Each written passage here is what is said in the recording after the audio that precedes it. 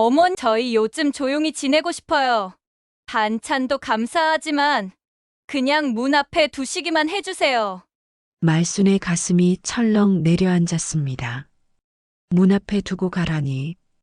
비 오는 날 젖은 손으로 반찬을 들고 현관문을 살짝 열고 들어갔을 때 아들 방에서 무언가를 보고 말순은 그 자리에 얼어붙었습니다. 그것은 엄마 벌점표였습니다. 과연 무슨 일이 있던 걸까요? 매일 새로운 사연이 공개됩니다. 좋아요와 구독, 알림 설정은 무료입니다. 사연 들으시며 부탁드려요. 그럼 오늘의 사연 시작하겠습니다. 6시, 이말수는 김치통을 비닐봉지 안에 조심스럽게 넣었습니다. 68배 나이에도 새벽부터 일어나 반찬을 만드는 건 몸에 밴 습관이었죠. 오늘은 도윤이 좋아하는 멸치볶음과 장조림, 그리고 직접 담근 깍두기를 준비했습니다. 서울 외곽의 낡은 빌라에서 아들네 아파트까지는 버스로 1시간 거리. 무거운 반찬통을 들고 계단을 오르는 일은 점점 힘들어졌지만 아들 생각에 발걸음은 가벼웠습니다.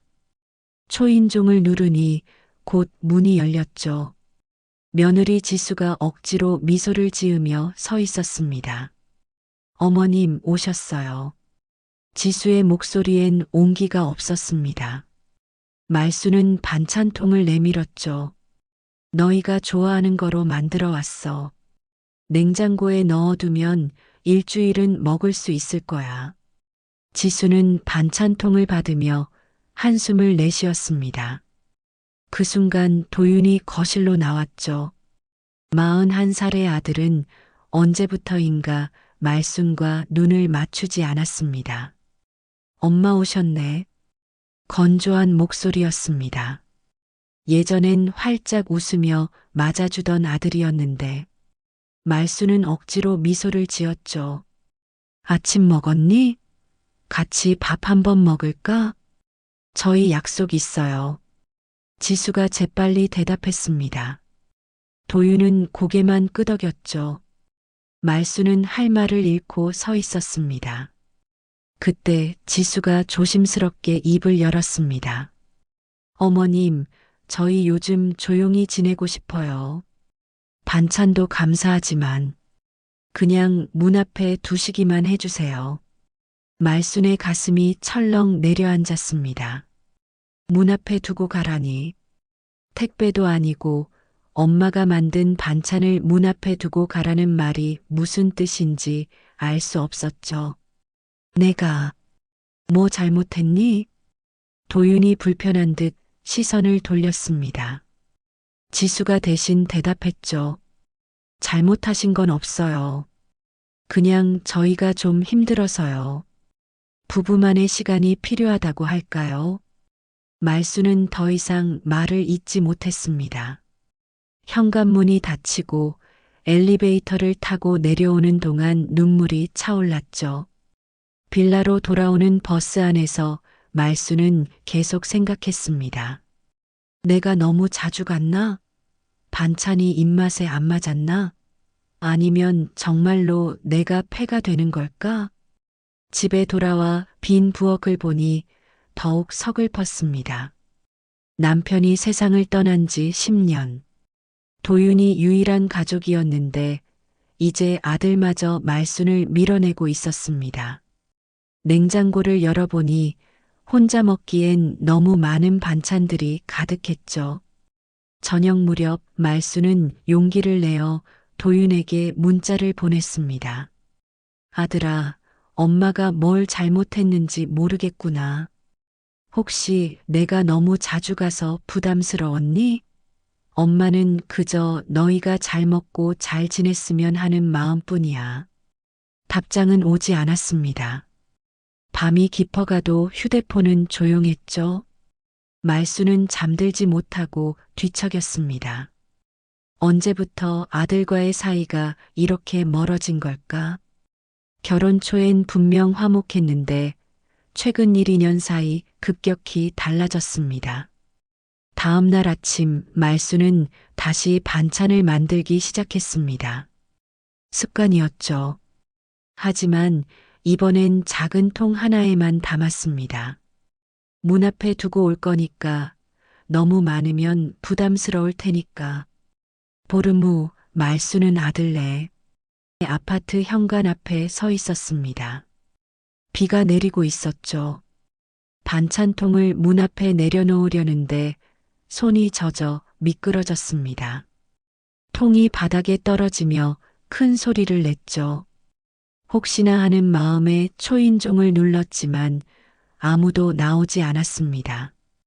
분명 안에 있을 텐데. 말수는 조심스럽게 문 손잡이를 돌려봤습니다. 문은 잠겨 있지 않았죠. 살짝 열고 들어가 반찬통을 현관에 놓으려는데 거실이 텅 비어 있는 게 보였습니다. 도윤아? 지수야? 대답이 없었습니다. 말수는 조심스럽게 안으로 들어갔죠. 그때 열려있는 도윤의 방이 눈에 들어왔습니다. 책상 위에 뭔가 써있는 화이트보드가 보였죠. 호기심에 가까이 다가갔습니다. 그리고 말수는 그 자리에 얼어붙었습니다. 화이트보드 위엔 검은 매직펜으로 굵게 엄마 관리 시스템이라고 적혀 있었습니다. 그 아래 표가 그려져 있었죠. 왼쪽엔 날짜, 오른쪽엔 점수가 빼곡히 적혀 있었습니다. 엄마에게 전화 받음 -1점, 반찬 받음 -2점, 엄마 집 방문 -5점, 엄마 말 반박 성공 3점, 엄마 만남 거절 5점. 말순의 손이 떨리기 시작했습니다. 표 중앙엔 말순의 사진이 붙어 있었죠. 작년 도윤의 생일날 찍은 사진이었습니다. 환하게 웃고 있는 자신의 모습이 마치 현상수배 전단지처럼 보였습니다. 현재 누적 점수는 -33점. 그 옆엔 빨간 글씨로 목표 -50점 도달 시 완전 차단이라고 적혀 있었습니다. 말수는 다리에 힘이 풀려 의자에 주저앉았습니다. 내가 벌점이야? 자식한테 엄마가 벌점 대상이라니. 눈물이 앞을 가려 글씨가 흐릿하게 보였죠. 그때 현관문 여는 소리가 들렸습니다. 말수는 황급히 일어났지만 이미 늦었죠. 도윤과 지수가 거실로 들어오다 말순과 마주쳤습니다. 엄마, 도윤의 얼굴이 하얗게 질렸습니다. 지수는 재빨리 상황을 파악하고 화이트보드 앞으로 걸어갔죠. 어머님, 무단 침입이신데요. 무단 침입? 난 그저 반찬통이 떨어져서. 말순의 목소리가 떨렸습니다. 도윤은 고개를 숙인 채 아무 말도 하지 않았죠. 지수가 차가운 목소리로 말했습니다. 보신 거 있으시면 물어보세요. 말수는 화이트보드를 가리켰습니다. 이게 뭐니? 내가 너희한테 벌점감이야? 도윤이 겨우 입을 열었습니다. 엄마는 그냥 그만 좀 해. 뭘 그만하라는 거야? 반찬 가져다 주는 거? 안부 묻는 거? 엄마 노릇하는 걸 그만하라는 거니? 지수가 팔짱을 끼며 말했습니다. 감정훈련이에요. 남편이 정신과 상담도 받는 중이고요. 자아 정립하려면 어머님과 거리를 둬야 한다고 의사 선생님이 그러셨어요. 말수는 믿을 수 없다는 듯 도윤을 바라봤습니다. 정신과? 내가 왜 정신과를 다녀? 엄마 때문이야. 도윤이 갑자기 소리를 질렀습니다. 태어나서 처음 듣는 아들의 고함이었죠. 엄마는 항상 나를 통제했어. 뭘 먹을지, 뭘 입을지, 누굴 만날지까지. 결혼하고 나서도 계속 간섭하잖아. 나 숨이 막혀. 말수는 뒷걸음질 쳤습니다. 아들의 눈엔 분노가 가득했죠. 난 그저 내가 잘 됐으면 하는 마음에. 그게 문제야. 엄마의 잘 됐으면 하는 마음이 나를 옥죄고 있다고. 지수가 도윤의 어깨를 토닥였습니다. 여보, 흥분하지 마. 의사 선생님이 뭐랬어? 차분하게 경계선을 긋는 연습하자고 했잖아. 말수는 현관으로 향했습니다. 더 이상 이곳에 있을 수 없었죠. 하지만 문을 나서기 전 뭔가에 이끌린 듯 화장실로 향했습니다. 물을 마시고 싶었던 걸까요? 아니면 이 모든 게 꿈이길 바라며 얼굴이라도 씻고 싶었던 걸까요? 화장실 세면대 옆 휴지통에 구겨진 종이가 보였습니다. 무심코 집어든 종이를 펼쳐보니 컴퓨터로 인쇄된 문서였죠. 시댁 끊기 프로젝트 벌점 제로, 남편 재훈련하기. 제목 아래엔 단계별 지침이 적혀 있었습니다. 찢어진 부분이 있어 완전하진 않았지만 읽을 수 있는 부분만으로도 충분했죠. 1단계 시어머니의 행동을 점수화하여 남편에게 인식시킨다. 2단계 부정적 점수 누적 시 보상 시스템 도입 3단계.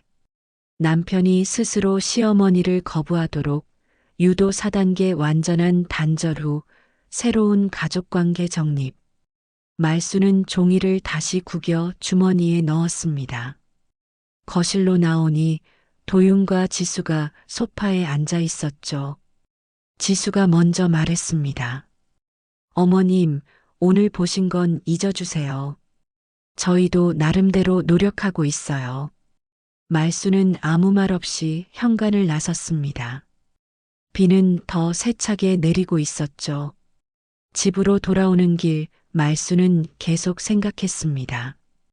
정말 내가 아들을 아프게 한 걸까? 아니면 다른 무언가가 있는 걸까?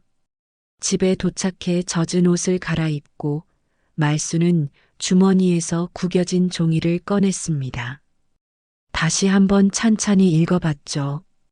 이건 단순한 치료 프로그램이 아니었습니다. 누군가 의도적으로 만든 시어머니를 배제하기 위한 전략이었죠. 그날 밤 말수는 여동생 분이에게 전화했습니다. 언니, 무슨 일이야? 목소리가 왜 그래? 말수는 오늘 있었던 일을 차근차근 설명했습니다. 벌점표, 아들의 분노, 그리고 화장실에서 발견한 종이까지. 뭐? 벌점표? 그게 무슨 말도 안 되는 소리야. 분이의 목소리에 분노가 담겼습니다. 도윤이가 정신과 치료를 받는다고 하더라. 내가 정말 그 아이를 힘들게 한 걸까? 언니, 정신 차려. 그건 치료가 아니야. 그 며느리가 도윤이를 조종하고 있는 거라고. 말수는 한숨을 쉬었습니다. 믿고 싶지 않았지만 화장실에서 발견한 종이가 계속 머릿속에 맴돌았죠. 시댁 끊기 프로젝트라니. 정말 지수가 의도적으로 도윤을 자신으로부터 멀어지게 만든 걸까요? 분이야, 내가 어떻게 해야 할까? 일단 증거를 더 모아야 해.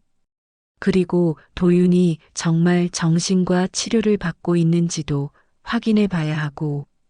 전화를 끊은 후 말수는 오랫동안 창밖을 바라봤습니다. 비는 그쳤지만 하늘은 여전히 흐렸죠. 68년 인생에서 가장 힘든 날이었습니다. 다음 날 아침 말수는 분이와 함께 동네 정신과들을 찾아다녔습니다. 하지만 어느 병원에서도 환자 정보는 알려줄 수 없다고 했죠. 개인정보보호법 때문이었습니다. 아들이 여기 다닌다고 했는데 담당 의사 선생님이 누구신지만이라도. 죄송하지만 환자 정보는 일절 말씀드릴 수 없어요. 말수는 우회적으로 물어봤습니다. 그럼 혹시 김 박사님이라고 계신가요? 며느리가 그분께 상담받는다고. 접수 직원들은 고개를 저었습니다. 이 동네 정신과 어디에도 김 박사는 없었죠. 언니, 이상해. 지수가 말한 의사가 존재하지도 않아. 분이가 의미심장하게 말했습니다. 말순도 점점 의구심이 커졌죠. 일주일이 지났습니다. 말순은 더 이상 아들네 집에 가지 않았죠. 하지만 매일 도윤에게 문자를 보냈습니다. 단 한 줄이라도 답장이 오길 바라면서 아들아, 잘 지내니? 엄마가 정말 미안해. 내가 힘들게 했다면 사과할게. 답장은 오지 않았습니다. 그러던 어느 날 지수에게서 전화가 왔죠. 어머님, 잠깐 뵐 수 있을까요? 도윤이 없을 때 오세요. 말수는 망설였지만 결국 아들네 집으로 갔습니다. 지수는 평소와 달리 친절했죠. 차까지 내어주며 말했습니다. 어머님, 제가 너무 심했죠? 도윤이 워낙 스트레스를 받아서 이해해 주세요. 그래, 나도 미안해. 내가 너무 과했나 봐. 지수가 미소를 지었습니다. 어머님, 제가 도윤이 위해서 하는 감정 훈련이 있어요. 보여드릴게요. 지수는 노트북을 열어 화면을 보여줬습니다. 감정 자립 프로그램이라는 제목의 문서였죠. 이게 뭐니? 도윤이가 어머님으로부터 독립하는 훈련이에요. 보세요. 여기 단계별로 나와 있어요. 말수는 화면을 자세히 봤습니다. 1단계는 부모와의 물리적 거리두기, 2단계는 감정적 의존 끊기, 3단계는 새로운 정체성 확립이었죠. 이게 정말 도움이 되는 거니? 물론이죠. 어머님도 아시잖아요. 도윤이가 어머님께 너무 의존적이었다는 걸. 지수는 계속해서 프로그램의 효과를 설명했습니다. 하지만 말수는 뭔가 이상함을 느꼈죠. 지수가 자리를 비운 사이 말수는 재빨리 노트북의 다른 파일들을 살펴봤습니다. 그때 시댁 프로젝트라는 폴더가 눈에 들어왔습니다. 떨리는 손으로 클릭하니 수십 개의 파일이 나타났죠. 시어머니와의 전쟁에서 승리하는 법, 남편을 내 편으로 만들기, 시댁과의 완벽한 단절 매뉴얼. 말수는 재빨리 휴대폰으로 화면을 찍었습니다. 그때 또 다른 파일이 보였죠. 도윤 재교육 일지였습니다. 1월 15일 오늘도 시어머니 흉을 봤다. 도윤이 동조하기 시작함. 2월 3일 도윤이 먼저 엄마가 부담스럽다고 말함. 성공적. 2월 20일 벌점표 만들기 제안했더니 재미있어함. 게임처럼 접근하니 효과적. 말순의 손이 떨렸습니다. 화장실에 간다고 하고 자리를 떴죠. 화장실에서 말순은 흐느꼈습니다. 내 아들이 이렇게 조종당하고 있었다니. 다시 거실로 돌아오니 지수가 밝게 웃으며 말했습니다. 어머님, 사실 도윤이 요즘 많이 좋아졌어요. 엄마 얘기도 거의 안 하고요. 그게 좋아진 거니? 당연하죠. 의존에서 벗어나고 있는 거잖아요. 말수는 더 이상 참을 수 없었습니다. 지수야, 혹시 너 일부러 도윤이를 나한테서 멀어지게 하는 거니? 지수의 표정이 순간 차갑게 변했습니다. 무슨 말씀이세요? 아까 본 파일들, 그게 다 뭐야? 시댁 프로젝트? 도윤 재교육? 지수가 노트북을 닫으며 일어섰습니다. 어머님이 제 사생활을 침해하셨네요. 사생활? 내 아들을 조종하는 게 사생활이야? 조종이 아니라 도와주는 거예요. 어머님이 얼마나 도윤이를 힘들게 했는지 아세요?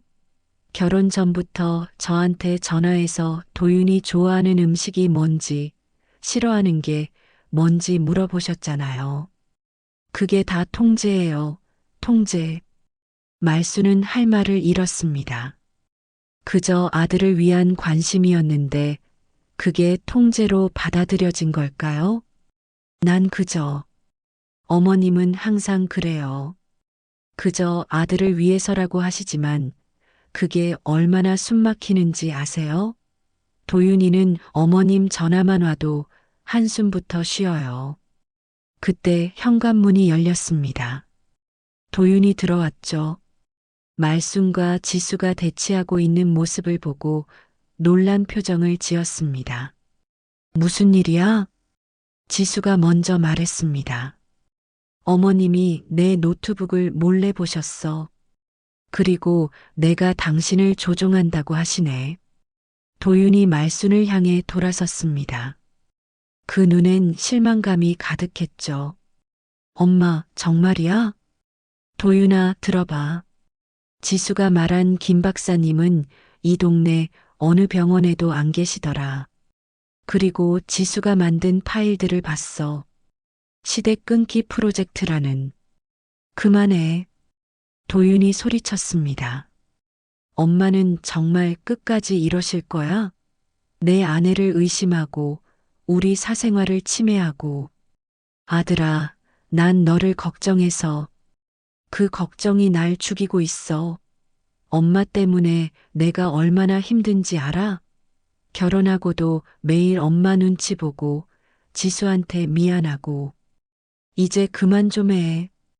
도윤의 말 한마디 한마디가 칼처럼 말순의 가슴을 찔렀습니다. 지수가 도윤의 어깨를 토닥였죠. 여보, 진정해. 어머님도 걱정돼서 그러신 거야. 하지만 지수의 눈엔 승리감이 번뜩였습니다. 말수는 그 눈빛을 놓치지 않았죠. 도윤아, 엄마가 미안해. 하지만 한 가지만 물어보자. 너 정말 정신과 치료받고 있니? 어느 병원인지만 말해줘. 도윤이 잠시 머뭇거렸습니다. 그 짧은 순간 말수는 모든 것을 알았죠. 가세요, 엄마. 당분간 연락하지 마세요. 말수는 무거운 발걸음으로 현관을 나섰습니다. 엘리베이터를 타고 내려가는 동안 휴대폰으로 찍은 사진들을 다시 봤죠. 분이에게 보낼 증거들이었습니다. 이제 뭔가 해야 할 때였습니다. 말수는 분이와 함께 휴대폰으로 찍은 사진들을 자세히 살펴봤습니다. 시댁 프로젝트 폴더 안의 파일명들이 충격적이었죠. 특히 눈에 띄는 건 성공사례 모음이라는 파일이었습니다. 언니, 이거 봐. 지수가 어디선가 이런 방법들을 배운 것 같아. 분이가 노트북을 켜며 말했습니다. 인터넷에서 이런 파일명들을 검색해보자. 분명 출처가 있을 거야. 두 사람은 밤새 검색을 했습니다.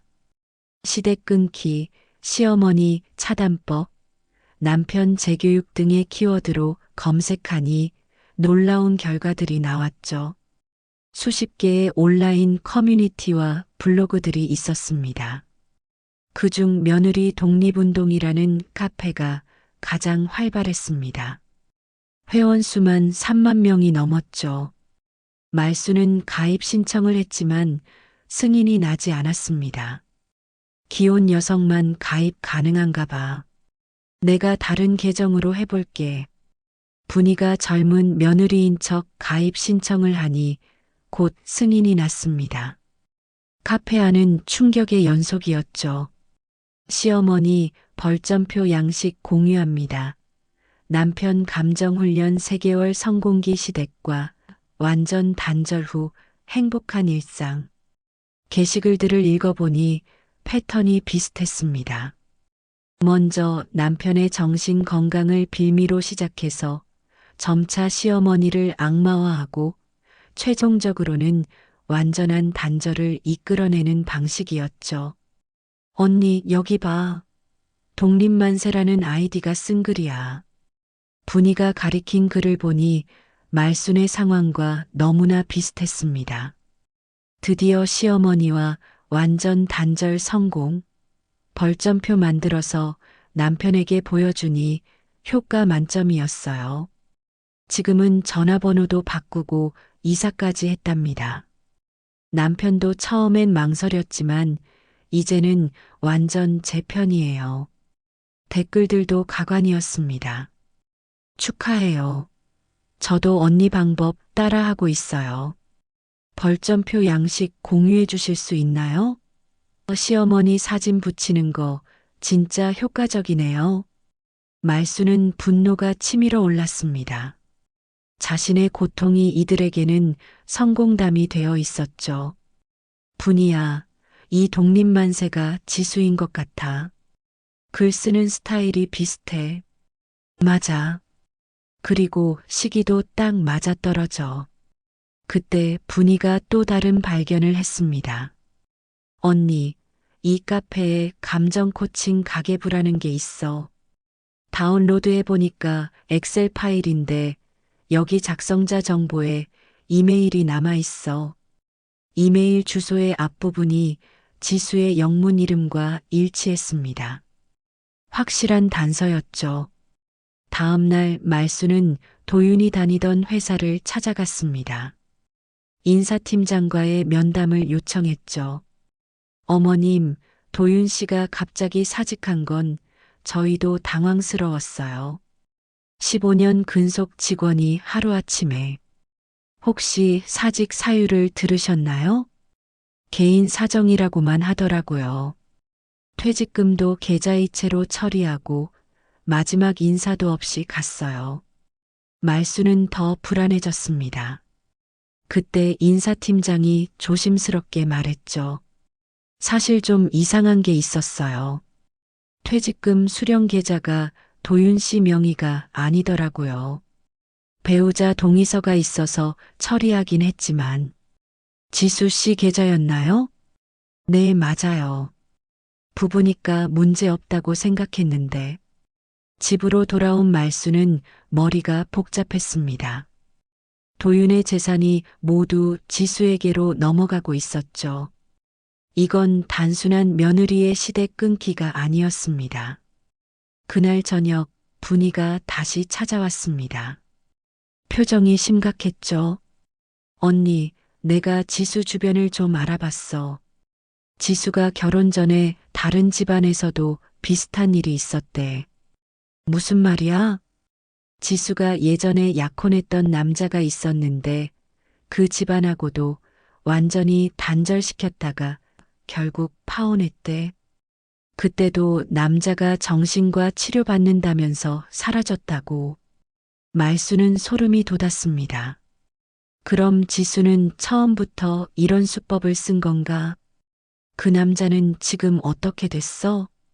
다행히 가족들이 찾아서 지금은 회복했대. 하지만 그동안 날린 돈은 못 찾았다고 하더라. 말수는 주먹을 꽉 쥐었습니다. 도윤을 구해야 했습니다. 하지만 어떻게 찾아야 할지 막막했죠. 그때 말순의 휴대폰이 울렸습니다. 모르는 번호였지만 혹시나 하는 마음에 받았습니다. 여보세요? 엄마. 도윤의 목소리였습니다. 하지만 평소와 달리 기운이 없었죠. 도윤아, 너 어디 있니? 괜찮아? 엄마, 나 좀 이상해. 뭔가 잘못된 것 같은데. 그때 뒤에서 지수의 목소리가 들렸습니다. 여보, 누구랑 통화해? 전화가 뚝 끊겼습니다. 말수는 바로 번호를 저장하고 다시 걸었지만 꺼져 있었죠. 분이야, 도윤이가 전화했어. 뭔가 눈치를 챈 것 같아.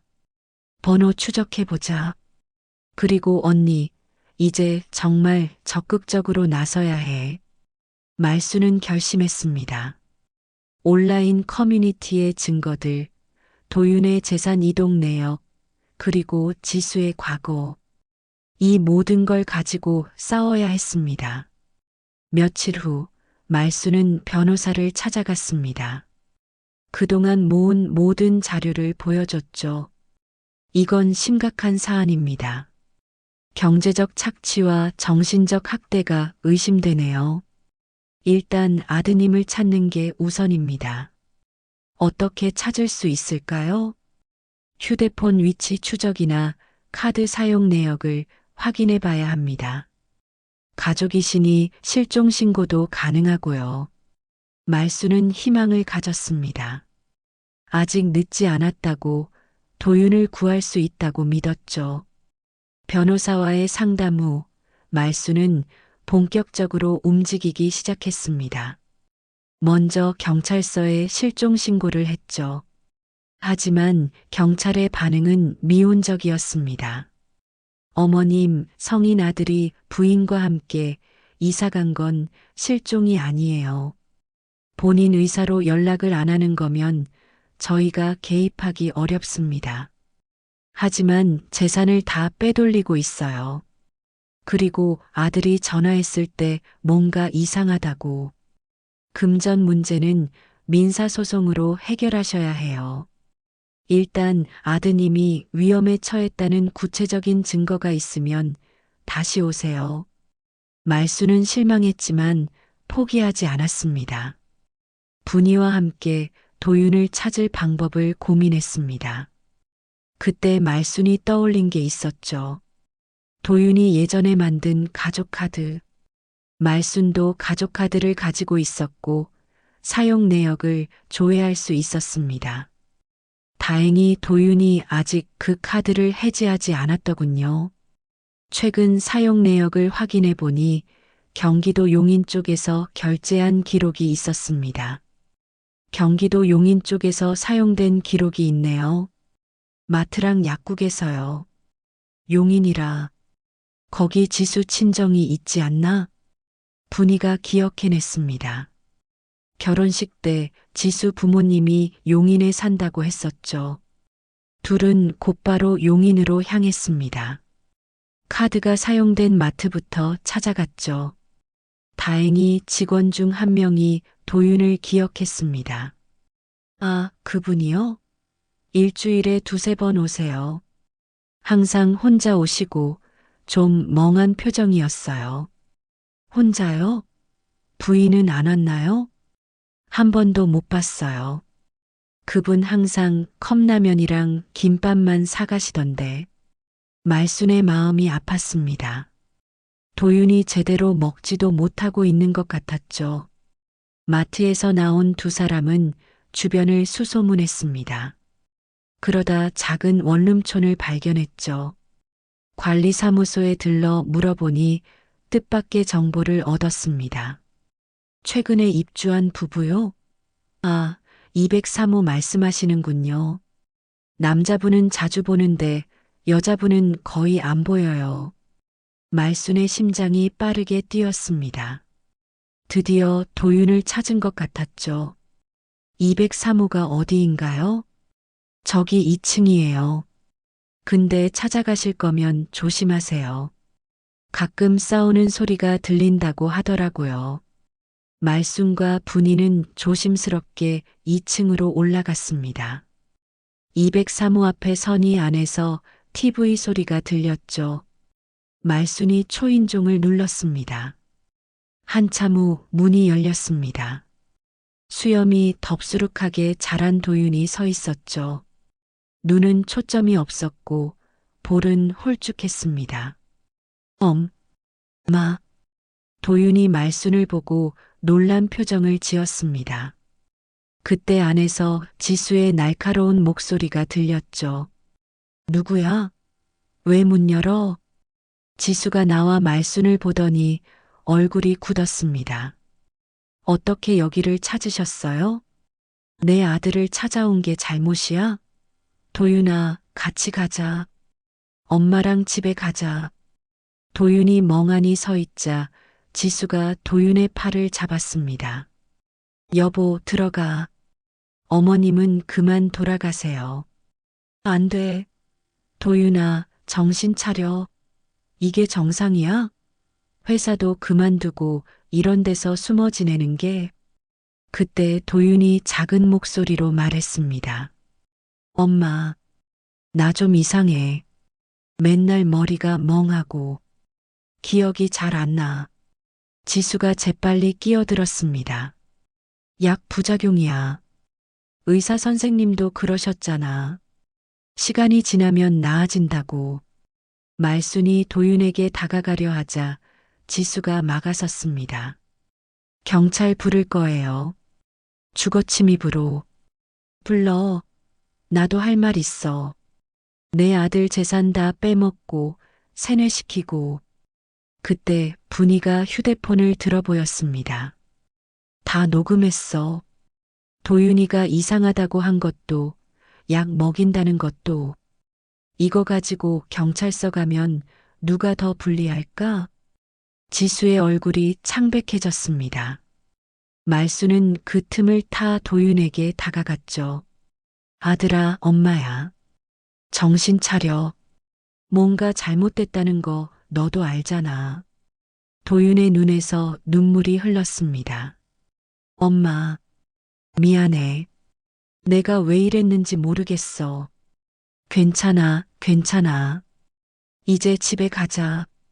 지수가 소리쳤습니다. 안 돼. 도윤은 내 남편이야. 어머님한테 갈 이유가 없어. 말순이 단호하게 말했습니다. 그럼 법정에서 보자. 내가 도윤이한테 한 짓 다 증거 있어.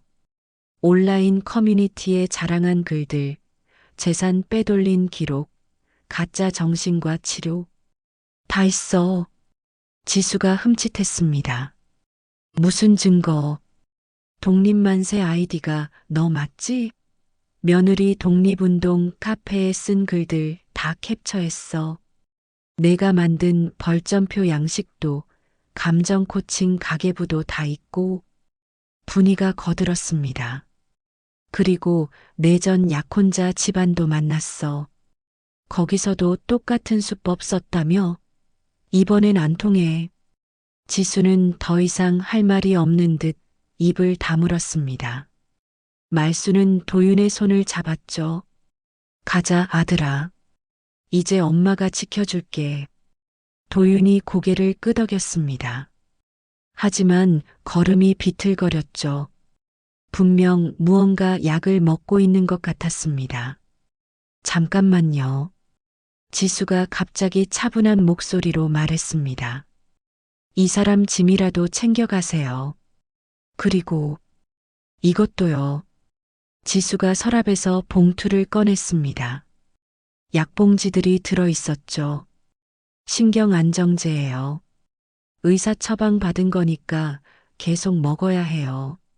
말수는 의심스러운 눈으로 약봉지를 받았습니다. 나중에 확인해 봐야겠다고 생각했죠. 원룸을 나오면서 도윤이 중얼거렸습니다. 엄마, 내가 나쁜 아들이었나? 아니야, 절대 아니야. 너는 속은 거야. 이제 괜찮을 거야. 차를 타고 서울로 돌아오는 내내 도윤은 잠들어 있었습니다. 말수는 백미러로 아들의 얼굴을 보며 눈물을 참았죠. 이제 시작이었습니다. 도윤을 회복시키고 지수와의 법적 싸움을 준비해야 했습니다. 집에 도착하자 말수는 곧바로 병원으로 향했습니다. 지수가 준 약들을 확인하고 도윤의 상태를 정확히 진단받아야 했죠. 병원 검사 결과는 충격적이었습니다. 도윤은 강력한 신경안정제와 수면제를 장기 복용하고 있었고, 그로 인해 인지 기능이 저하된 상태였죠. 의사는 즉시 약물을 중단하고 해독 치료를 시작했습니다. 이런 약을 처방전 없이 어떻게 구했는지 너무 위험한 상태였어요. 조금만 더 늦었으면 영구적인 손상이 있을 수도 있었습니다.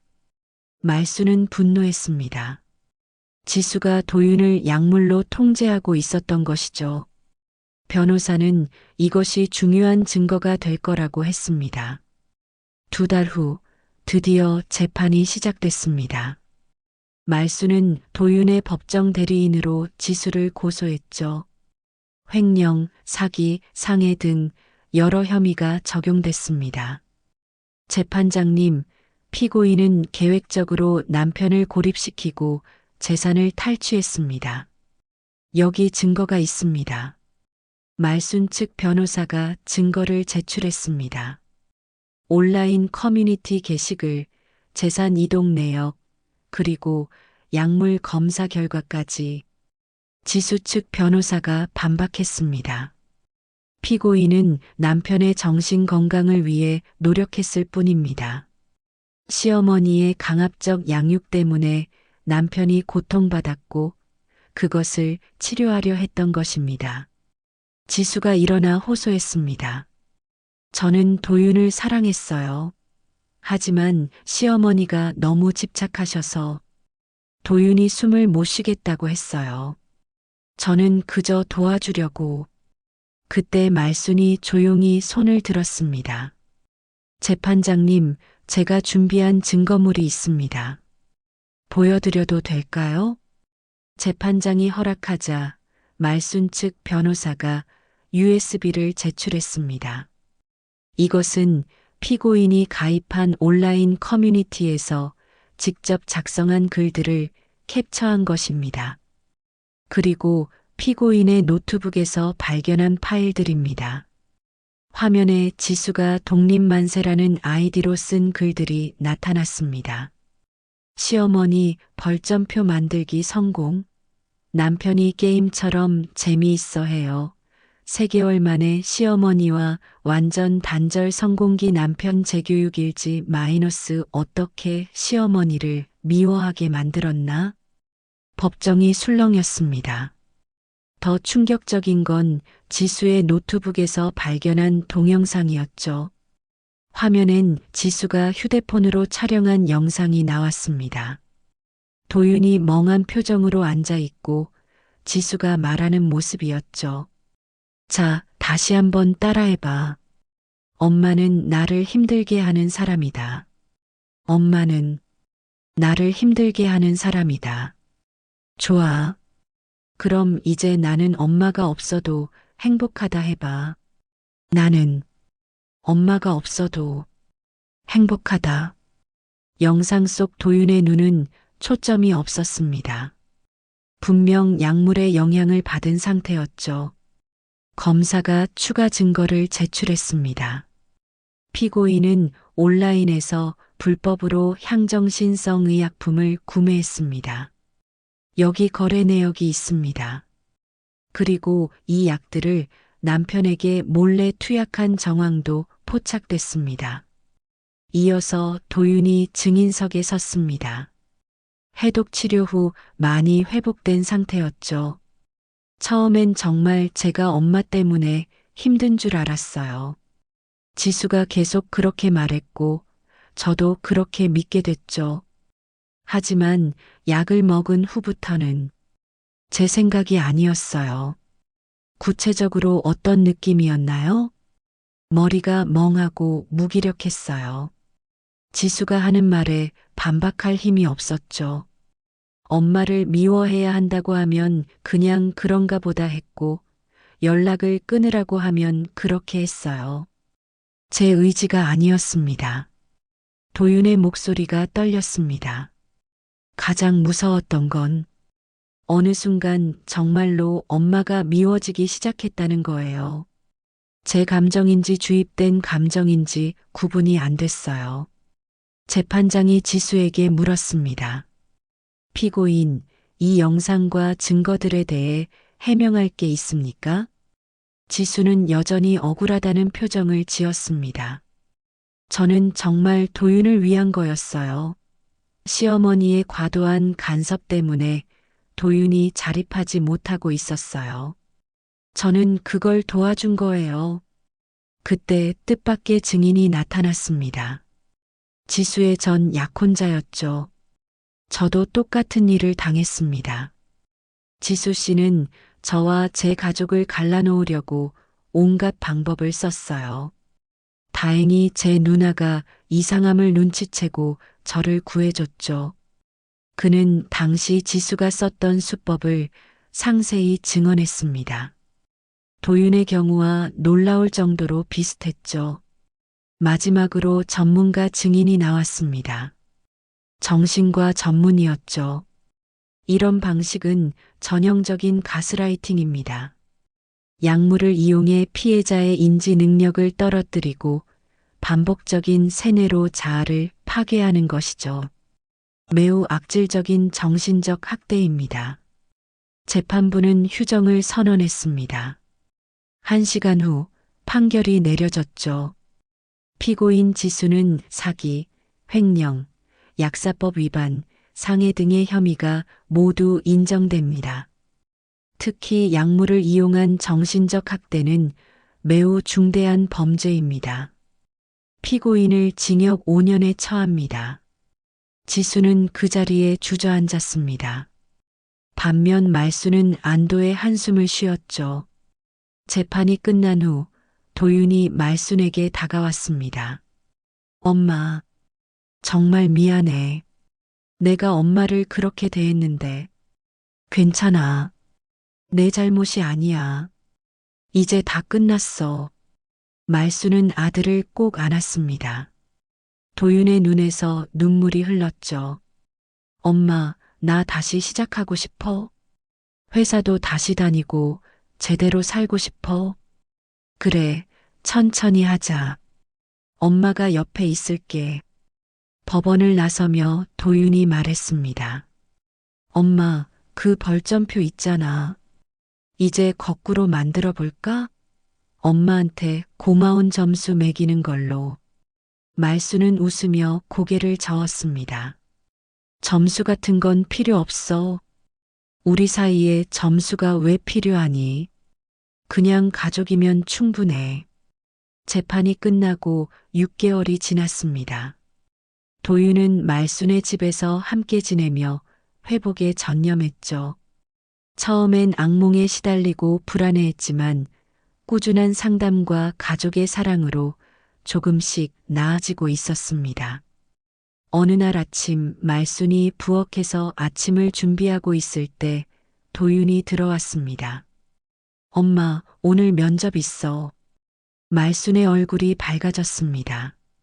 도윤이 다시 일을 시작하려는 의지를 보인 것이죠. 어디야? 준비는 다 했니? 응. 전에 같이 일했던 선배가 추천해줬어. 작은 회사지만 분위기 좋대. 도윤은 정장을 단정하게 입고 있었습니다. 예전의 활기찬 모습이 조금씩 돌아오고 있었죠. 아침 먹고 가야지. 엄마, 근데. 도윤이 잠시 머뭇거렸습니다. 내가 엄마한테 상처 준 거 아직도 가끔 생각나. 그때 왜 그랬는지. 말순이 도윤의 손을 잡았습니다. 그만 생각해. 내 잘못이 아니라고 몇 번을 말해야 하니. 넌 피해자였어. 그래도 벌점표를 만들어서 엄마를 점수로 매겼다는 게 그때 말순이 서랍에서 뭔가를 꺼냈습니다. 낡은 노트였죠. 이게 뭔지 알아? 도윤이 노트를 펼쳐보니 오래된 육아일기였습니다. 말순이 도윤을 키우며 적은 기록들이었죠. 여기 봐. 오늘 도윤이가 처음으로 엄마라고 불렀다. 별 5개, 도윤이가 상 받아왔다. 너무 자랑스럽다. 별 5개. 페이지마다 별이 그려져 있었습니다. 도윤의 모든 순간에 말순이 매긴 사랑의 점수였죠. 엄마도 널 점수로 매겼어. 하지만 벌점은 한 번도 없었지. 늘 만점이었어. 도윤의 눈가가 촉촉해졌습니다. 엄마, 가족은 원래 서로에게 점수를 매기는 거야. 사랑으로 말이지. 그런데 그게 미움의 점수가 되면 안 되는 거고. 면접을 보고 돌아온 도윤은 밝은 표정이었습니다. 합격 통보를 받았다고 했죠. 말수는 축하한다며 도윤이 좋아하는 음식을 해주었습니다. 저녁을 먹으며 도윤이 말했습니다. 엄마, 나 이사 가려고. 이제 독립해야 할 것 같아. 말수는 잠시 놀랐지만 이내 고개를 끄덕였습니다. 그래, 이제 내 삶을 살아야지. 근처에 작은 원룸 받았어. 걸어서 10분 거리야. 자주 올게. 굳이 자주 안 와도 돼. 편할 때 오면 되지. 도윤이 놀란 표정을 지었습니다. 엄마가 달라졌네? 나도 배웠어. 너를 놓아주는 법을. 사랑한다는 건 꼭 붙잡고 있는 게 아니라는 걸. 이사하는 날 말수는 작은 상자를 건넸습니다. 집들이 선물이야. 도윤이 상자를 열어보니 액자가 들어 있었습니다. 도윤의 어릴 적 사진과 최근 사진이 나란히 들어 있었죠. 그리고 아래엔 이런 글이 적혀 있었습니다. 내 아들 도윤아, 늘 내 편에서 응원하는 엄마가 있다는 걸 잊지 마. 사랑한다. 고마워, 엄마. 도윤의 새 집은 작지만 깔끔했습니다. 말수는 집을 둘러보며 만족스러워했죠. 살기 좋네. 햇빛도 잘 들고. 엄마, 여기 봐. 도윤이 가리킨 곳엔 작은 화이트보드가 걸려 있었습니다. 예전 그 벌점표가 있던 것과 같은 화이트보드였죠. 하지만 이번엔 다른 내용이 적혀 있었습니다. 오늘의 감사일기 엄마가 반찬 만들어 줌 엄마랑 전화 통화함 엄마가 날 믿어줌. 별점만 가득했습니다. 벌점은 어디에도 없었죠. 이제 이렇게 쓰려고. 감사한 마음을 잊지 않으려고. 말수는 아들을 안았습니다. 따뜻한 포옹이었죠. 한 달 후, 도윤은 정신과 상담사에게 마지막 상담을 받았습니다. 많이 좋아지셨네요. 이제 혼자서도 충분히 잘 지내실 수 있을 것 같아요.